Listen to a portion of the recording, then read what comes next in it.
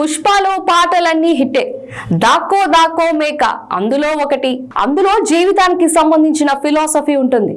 దాంతో పాటు గంగమ్మ జాతర ప్రస్తావన కూడా ఉంది. గంగమ్మ తల్లి జాతర, కోళ్లు, పొట్టేళ్లు, కోతర అంటూ ఓ చరణంలో ప్రస్తావించారు కూడా. అయితే పుష్పలో ఆ జాతర చూపించలేదు. ఇప్పుడు పుష్ప 2లో దానికి ఓ భారీ ఎపిసోడ్ కేటాయించారు. ఇంటర్వెల్ బ్యాంగ్ లో వచ్చే కీలకమైన ఎపిసోడ్ ఇది. సినిమాలో దాదాపు అరగంట సేపు ఉంటుంది. ఇందుకోసం చిత్ర బృందం దాదాపు 35 రోజుల పాటు పనిచేసింది. ఈ ఎపిసోడ్ కోసమే 50 కోట్ల పైనే ఖర్చు చేసింది. ఈ జాతర ఎపిసోడ్ లో బన్నీ లుక్ అదిరిపోయిందని టాక్. చేతులకు నెయిల్ పాలిష్, నుదుట బొట్టు, ఇలా అర్ధనారీశ్వర అవతారంలో బన్నీకి సంబంధించిన లుక్ ఒకటి బయటకు వచ్చింది. అది ఈ జాతర ఎపిసోడ్ లో రివీల్ అవ్వబోతుందని తెలుస్తోంది.